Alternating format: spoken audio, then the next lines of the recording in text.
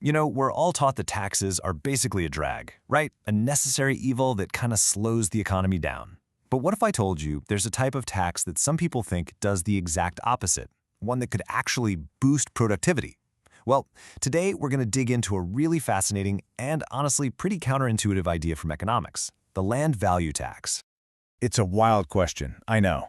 The whole idea that a tax could be a net positive just feels wrong. So to even begin to understand how that's possible, we first have to talk about the big problem that most taxes create. And that problem has a name: dead weight loss. Just think of it like this. It's the hidden economic damage that happens when a tax makes people decide not to do something productive. You know, like if there's a super high tax on income, maybe you decide not to take that extra shift at work. Well, that lost productivity, that value that was never created in the first place, that's dead weight loss. Okay, now here is the absolute core of what we're looking at today. Some economists don't just argue that a land value tax, or LVT, has zero deadweight loss. No, they claim it might have negative deadweight loss, meaning it could actually create a net gain for the economy. So, how on earth could that work? All right, let's get into the nitty-gritty of this argument. To really get a feel for it, economists love to tell a simple, classic story. And this little thought experiment is famously known as the parking lot parable. It's designed to show just how dramatically people's incentives can change when you introduce this one specific kind of tax. So picture this. You own a prime piece of real estate right in the middle of downtown. For now, it's just a parking lot, and it's making you a decent $250,000 a year. But a developer sees its real potential and is ready to write you a check for $10 million. Now, here's the kicker. You're pretty sure that land value is going to keep climbing by about 10% every single year. So, if you're the owner, you're not just thinking about the parking fees. You've got to add in that speculative gain.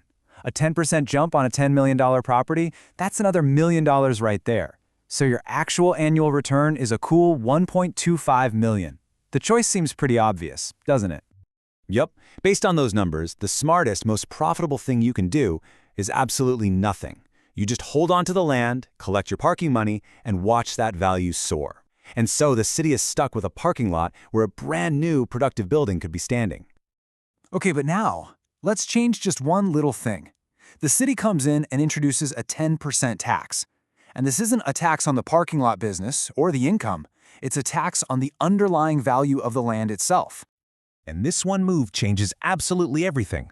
First off, because any future buyer knows they'll have to pay this tax too, the market value of the land itself drops. Let's say it gets cut in half, down to $5 million. And all of a sudden, that 10% price gain you were counting on? Poof! It's completely canceled out by the new 10% tax.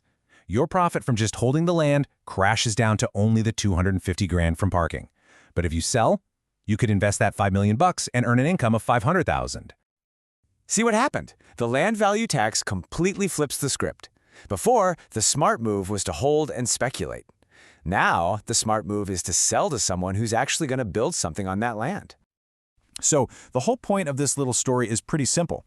The LVT makes it super expensive and unprofitable to just sit on valuable land and do nothing with it. It pushes owners to either develop it themselves or sell it to someone who will. But is it really that simple? Well, as neat and tidy as that parable is, it's got a potential flaw, a little hole in the logic that critics are always quick to point out. It might just be a little too perfect. And this is the million-dollar question, isn't it? The parable just assumes that some developer can make a killing, but for some reason, the original owner can't or won't. I mean, why would the owner be happy with a tiny return from a parking lot when there's a much, much bigger prize just sitting there? I mean, just look at the difference here. The parable basically says a developer can get a 10% return on their investment, while the owner is just content with a measly 2.5% from parking cars. It assumes the owner is just ignoring a way bigger payday. And that's the thing. In the real world, it's pretty unlikely that a rational business person would just leave that much money on the table, which suggests that the parable, while it's a great little teaching tool, might be missing a more complex and way more interesting problem.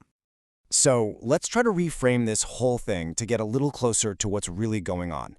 This brings us to what the writer Clay Schoentrup calls the gold meteor problem. You see, the real reason valuable land sits empty isn't always just simple speculation or greed. A lot of the time, it's about uncertainty. It's about what economists call an information gap. Basically, you've got two different people with two totally different beliefs about what's going to happen in the future. And Schoentrup has this brilliant analogy of a gold meteor. The person who owns the land believes that some future event is going to make that land way more valuable. You know, a new subway station is announced. A huge company like Google moves in next door. Heck, maybe they'll even strike oil. This is their own private information, their gut feeling. So here's the real dilemma. A developer comes along and offers a totally fair price based on what we know today, say $10 million. But you, the owner, you're holding out for your meteor, which you think adds at least another $1 million in future value. The developer, they don't see your meteor. They don't believe in it. So they're not going to pay for it. And what's the result? No deal. You decide to wait, and for another year, that prime piece of land stays a parking lot.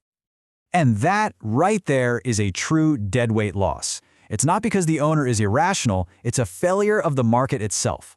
A whole year of potential economic activity is just lost because the buyer and the seller have different, unprovable ideas about the future.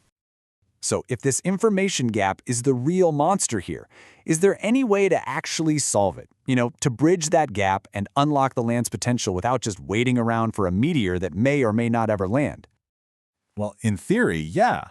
You could design some kind of fancy financial contract where the developer agrees to pay a little extra, but only if that meteor event actually happens. That would get everyone on the same page.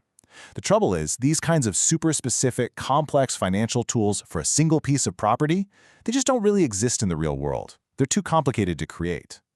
And this leads us to a really fascinating final thought. Could modern technology actually offer a solution here? Is it possible that new tools, things like blockchain and smart contracts, which are basically just automated agreements, could they finally create the kinds of financial instruments we need to solve this gold meteor problem for good? Could we finally unlock the massive economic value that's currently trapped in all this underused land? It's a pretty compelling question, and it connects a 100-year-old economic idea to the absolute cutting edge of finance today.